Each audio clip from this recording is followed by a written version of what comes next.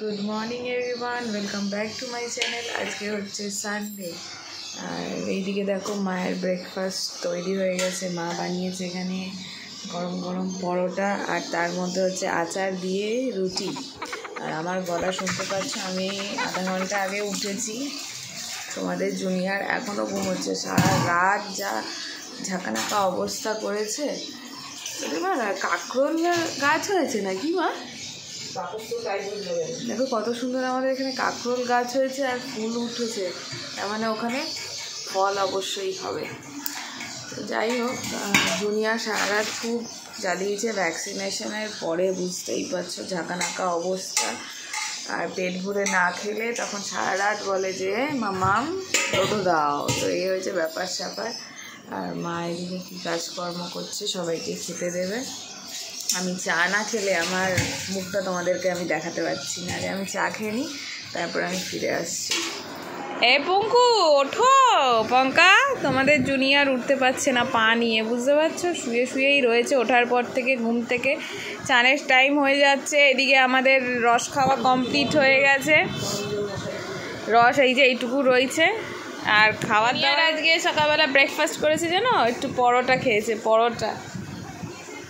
তো ওইদিকে এখন জুনিয়র দেখছে যে এই 12টায় আমাদের ব্লগ পোস্ট হয়ে গেছে, এখন আমাদের ব্লগ দেখছে টিভিতে। তো তোমরাও কিন্তু আমাদের ব্লগসগুলো দেখতে ভুলো না, যে যেখান থেকে দেখছো। আশা করি খুব ঝাঁকানাকা আছে, খুব দিন। এখনও অবধি আমার চ্যানেলটিকে যারা সাবস্ক্রাইব করোনি, অবশ্যই বেল আইকনটা ক্লিক করে দিও, তাহলে আমার ভিডিও দেওয়ার সাথে সাথেই তোমরা কিন্তু ঠিক নোটিফিকেশনগুলো পেয়ে যাবে। আর যারা আমার সাবস্ক্রাইবার রয়েছে, আমার ফ্যামিলি মেম্বার্স রয়েছে, তারা কিন্তু অবশ্যই সুন্দর সুন্দর কমেন্ট করবে, তাহলে কিন্তু আমি নেক্সট ভিডিও বানাতে উৎসাহিত হয়ে যাব। আর তোমরা কেমন ধরনের ব্লগস দেখতে চাইছো প্লিজ কমেন্ট বক্সে জানাবে। তো চলো, আজকের তো ঝাঁকানাকা ব্লগটা অনেকক্ষণ আগের থেকেই শুরু করে দিয়েছিলাম, কিন্তু মাঝখানে একটুখানি বন্ধ করেছিলাম, কারণ আমার অবস্থা ঝাঁকানাকা লাগছে, বুঝতে পারছো? সারা রাত জাগার পরে, আর তার মধ্যে ওই যে আমার ইঞ্জিনের অয়েলে যে একটুখানি ডাউন রয়েছে, সেই সমস্যাটার জন্য তার একটু আর কি, বুঝতে পারছো, মানে নাভির পেনটার কথা বলছি। এই দেখো সারাদিন এই যাবে, ব্যথাটা আস্তে আস্তে বাড়তে থাকবে। রাত্রিবেলা যে একটু শোবো, তখন আবার নাভির ব্যথাটা আবার সকালে উঠে ভাববো যে নেই, কিন্তু আবার কিছুক্ষণ পর থেকে চালু হয়ে যাবে। তো এই হয়ে যাচ্ছে আমার ব্যবস্থা। তো চলো, সঙ্গে থাকো। মা যে কী রান্নাবান্না করছে অবশ্যই তো তোমাদের সাথে শেয়ার করব। তো চলো, তোমরা ব্লগটা কন্টিনিউ করো। ওই দেখো জুনিয়র ওখানে একা একা খেলতে শুরু করে দিয়েছে বেলুন নিয়ে, বুঝতে পারছো? আর এখানে মাদার ইন্ডিয়া আমার পুরনো জামা কাপড় বার করে বসেছে, যে কোন জামাটা আমাকে পরানো যেতে পারে। ঠিক আছে, আমার জামা কাপড়ের অভাব ঘটেছে সে কারণে। আর সেগুলো জুনিয়র আবার দেখতে এসছে। আর এই দেখো জুনিয়রের একদম ছোট বেবি জামা পরবে বাবা তুমি? বেবি জামা, এই দেখো বেবি জামা। এখন ও বেবি জামা দেখতে ব্যস্ত না। এই আমার মা আমার প্যান্ট, আমার ছেলের প্যান্ট বার করছে। মা এটা আর হবে না পঙ্কার, এটা হবে নাকি? দুধ কেন পড়া হবে। আমি মাকে বলেছি মা এই জামাগুলো তো পরবে আমার ছেলে, তাই মা বলছে এই প্যান্টটা হবে তোর ছেলের, বুঝতে পারছো? এই প্যান্টটা আমার খুব পছন্দ ছিল। এই প্যান্টটা জুনিয়রের মুনিয়া মাসি দিয়েছিল। এই বাবা ওর ফেলে না। তো এটা জামাটা মনে হয় বাড়িতে আছে, প্যান্টটা এইখানে। নোংরা বাবা, নোংরা তো ধরে কেউ, ময়লা না? থাক, হাতে লেগে যাবে। আসো আমি হাতটা মুছিয়ে দিই, আসো চল। হাই সিয়া দিদি, হাউ আর ইউ? কি মাছ দিতে এসছো তুমি? কার জন্য বলো একটু, এত ঘেমে গেছিস কেন? কি মাছ দিতে এসছিস? সিয়া দিদি কি খুব খুশি তোরা এসছিস বলে। সিয়া দিদি কোথায়? হ্যাঁ গো, 1 সপ্তাহ হয়ে গেল তো। কি মাছ দিতে এসছিস বললি না তো? হ্যাঁ, আমরা বাড়ি চলে যাবো এক্ষুনি। কি করবি? খুব দুঃখিত তুমি?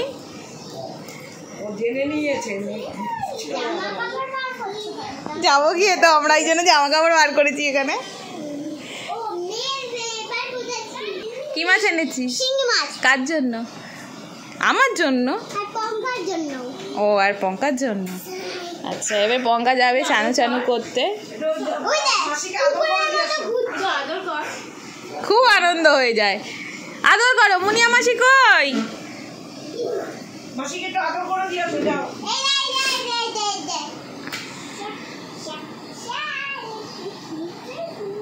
বাবা গো, কি আদল, কি আদল। গাদা গাদা গাদা গাদা গাদা গাদা। না রে, পড়বে না, ওরা আদর করছে। পড়বে না। কই পুচু দিদি, কই? ব্যথা কমে গেছে পুচু দিদিকে দেখে? নাম ছিল না এতক্ষণ খাট থেকে। দেখিস পুচু মা, দেখিস। আস্তে আস্তে আস্তে ঠিক হয়ে গেছে পা ব্যথা। দাও শিউ দিদিকে একটা বেলুন দাও। দিদি বাবা দিদি।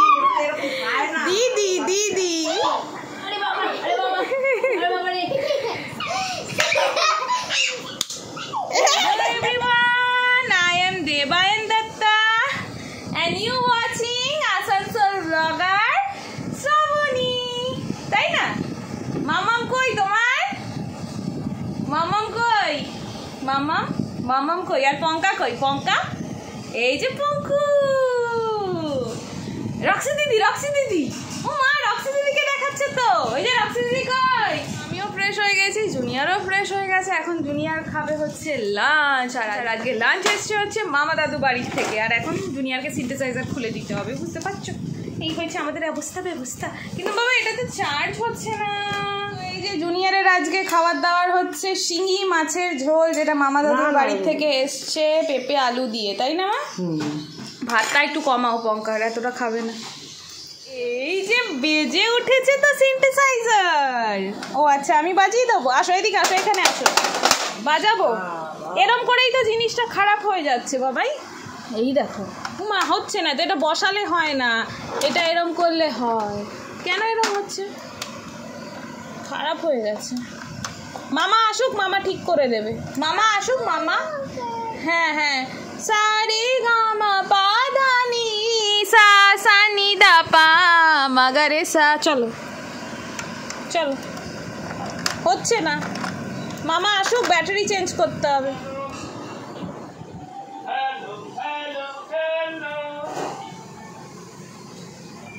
তো এখানে দেখো মা রান্না করছে হচ্ছে জিরা চিকেন উইদাউট পেঁয়াজ রসুন, আদা জিরে আর হচ্ছে তোমার গোলমরিচের গুঁড়ো আর কাঁচা লঙ্কা দিয়েই হয় এই মাংসটা।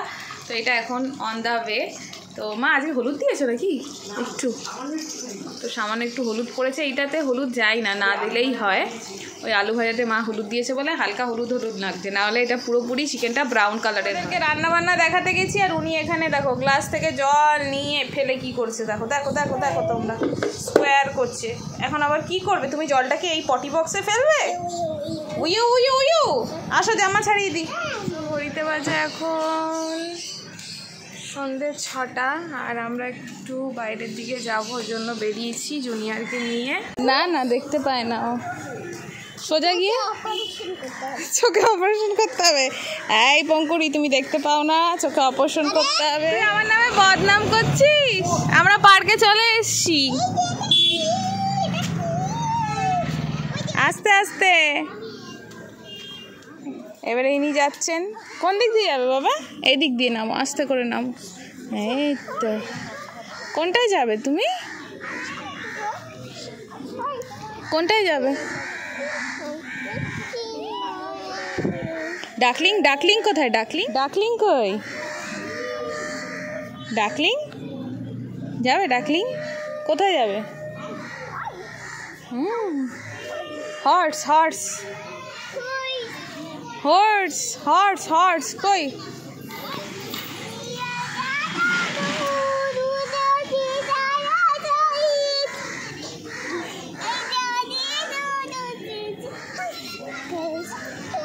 এটা ওঠা। ও উঠবে রে, দাঁড়া, ওঠো।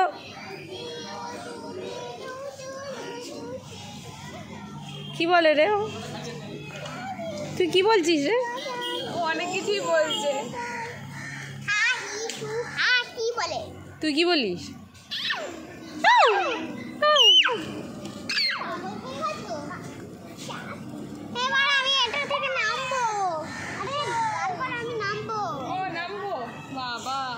জুনিয়ার উঠতেও সময় লাগছে না, নামতেও সময় লাগছে না। হর্সে চড়বে একটু। যত দোষ নন্দ ঘোষ, এই নন্দ ঘোষটাকে আমি জুনিয়রের মা না আমি, তাই জন্য জুনিয়র যত ভুল ত্রুটি করবে বা জুনিয়রের মধ্যে যত ভুল ত্রুটির সৃষ্টি হবে সবই দায় কিন্তু এই আমার, মানে আমি হচ্ছি মা না, সেই জন্য। যাই হোক, এখানে আসার আগেই মানে কলকাতাতে আসার আগেই ভেবে চিনতে রেখেছিলাম জুনিয়রকে বিকেলবেলা হলেই কিন্তু আমি পার্কে নিয়ে আসবো এভরিডে। আর সেই করতে করতে ডাক্তারবাবুও বললো তোমার কিন্তু নতুন দায়িত্ব তোমার ছেলেকে রোজ বিকেলে পার্কে নিয়ে যাওয়া। কিন্তু আমাদের ওখানে তো কোনো পার্ক নেই, ছেলের যে একঘেয়েমি লেগে যায় ঘরে থাকতে থাকতে, তার জেদ তৈরি হয়েছে। কিন্তু তার বাবা দায়ী করবে আমাকেই। হয়তো কখনো মাথা একটুখানি এদিক থেকে ওদিক হয়ে গেল, জুনিয়রকে একটু হয়তো টুক করে দিয়ে দিলাম আমি, বুঝতেই পারছো কিসের কথা বলছি, হয়েই থাকে, সেটা সব মারাই করে থাকে। তাই বলে কিন্তু জুনিয়রকে আমি 24 আওয়ার্স বা 30টা দিনই কিন্তু ধরে পেটাচ্ছি না, কিন্তু জুনিয়রের বাবা ওইটাই ভেবে নেবে, কিন্তু নিজের দোষটাকে কিন্তু ধামা চাপা দিতে চাইবে। নিজে যে একটু আমাদেরকে সময় দিতে চায় না, একটু আমাদেরকে ঘোরাতে নিয়ে যায় না, আমি ছেলেকে নিয়ে সপ্তাহে 2 দিন হয়তো টুকুর করে বেরোতে পারি, এই হয়েছে ব্যাপার স্যাপার। আর সব সময় কিন্তু বাচ্চারা অভ্যাসের দাস, অভ্যাস চলে গেলে কিন্তু সব কিছুই ওরা ভুলে যায়। আর জুনিয়র যেহেতু ওখানে কোনো পার্কে যায় না, কোনো কারোর সাথে সেরমভাবে মিশে উঠতে পারে না, বাবা যখন পারে বাইরে নিয়ে যায়, অথবা আমি যদি সময় করি মন্দিরে নিয়ে যাই, কটা লোকের সঙ্গে আর জুনিয়রের কথাবার্তা হয়। জুনিয়রের একঘেয়েমি রয়ে গেছে, একঘেয়েমি হয়ে গেছে বলতে পারো, সে কারণেই তার মধ্যে জেদ সৃষ্টি হয়েছে। আর ছোটোবেলার থেকে মাকে আর বাবাকেই দেখে আসছে, আর তো বাড়িতে কাউকে দেখে না। ইদানিং এখন ঠাম্মি আমাদের সাথে থাকছে, মানে জুনিয়রের ঠাম্মির কথা বলছি, সে কারণে ওনাকে দেখতে পাচ্ছে। কিন্তু আবার কদিন এই হয়েছে ব্যাপার স্যাপার। তো যাই হোক, এখন হচ্ছে পুচুমা এসছে পার্কে অনেক দিন পরে। বললাম না বাচ্চারা অভ্যাসের দাস। পুচুমা কিন্তু আগে রোজ পার্কে আসতো, তার মধ্যে কোনো ভয় ডর কিছুই ছিল না। এখন যেহেতু আসে না পড়াশোনার চাপে, ওনার মধ্যে নতুন ভয় জন্মেছে, উনি স্লিপ থেকে নিচেই নামতে পারছে না। আর আমাদের এই টট্টরি বুড়ি মানে আমাদের পুচুমা কিন্তু খুব তাড়াতাড়ি কথাবার্তা শিখে গেছিলো, কারণ কাকা পিসি বাবা মা ঠাম্মি দাদু সবার সাথে থেকে উনি একবারে বকম মাস্টারনি হয়ে গেছিলো। এই হয়েছে ব্যাপার স্যাপার। পুচুমা কিন্তু ছোটোবেলায় বেশ দারুণ গান গাইতো। আমার পুরনো ব্লগ যদি তোমরা কখনো দেখে থাকো, পুচুমার দুর্দান্ত গান কিন্তু তোমরা শুনতে পারবে। জুনিয়রের থেকেও মনে হয় ছোট ছিল, তখন থেকেই মনে হয় পুচুমা টুকুর করে গান গাইতে পারে। জুনিয়রের থেকে খুব অল্প সময়ের আগেই পুচুমা আমাদের কথা শিখে গেছিলো। আমাদের পার্কে ঘোরা শেষ, আমরা এখন ব্যাক টু প্যাভিলিয়ন। কিন্তু একজন আসছি, এশিয়া দিদি চো বাড়ি চো, ওদিকে আবার কালকে রিস্কা করে যাবো, কালকে আসবো কালকে নিয়ে আসবো আবার। চলো কালকে এবারে রিস্কায় উঠবো আমরা সারা রাত্রি। একটা গান কর,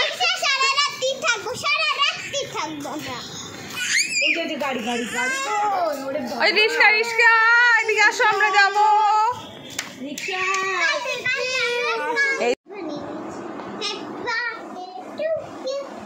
red orange yellow green blue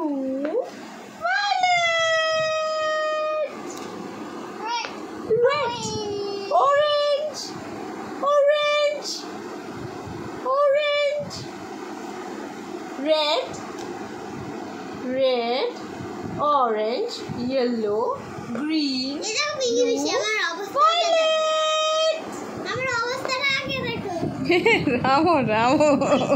ঘড়িতে এখন ঝাঁকানাকা করে রাত্রি 11:30 বেজে গেছে। জুনিয়র ঘুমিয়ে পড়েছে। জুনিয়রের জন্য নতুন সিপার কিনেছি, সেটাতেই এখন জুনিয়র জল খাবে। বোতলটাকে আস্তে আস্তে বিতাড়িত করতে হবে। তো কেমন হয়েছে কমেন্ট বক্সে কিন্তু অবশ্যই জানাবে সিপারটা। তো যাই হোক, আজকে ঝাঁকানাকা করে এইভাবেই কেটে গেল দিনটা। নতুন মাথায় চিন্তা, যেটা হচ্ছে জুনিয়রকে প্লে স্কুলে ভর্তি করার ব্যাপার স্যাপার। কারণ হচ্ছে বাড়িতে গিয়ে তো সেই জুনিয়র একা হয়ে যাবে। এখানে মুনিয়া মাসি, কালু মামা দাদু দিদা সবাইকে পাচ্ছে, পুচুমা তো রয়েছেই, বাবলি ডার্লিং সবাই রয়েছে। তো যাই হোক, এখানে অনেক লোকজন, বাড়িতে গেলে সেই একা ভাব। তো ওই সব কাটানোর জন্য অবশ্যই তার জন্য প্লে স্কুলের খোঁজ খবর করতে হবে, সেটাই আমরা কাজ এখন চালাচ্ছি। সো চলো নেক্সট ব্লগে দেখা হবে।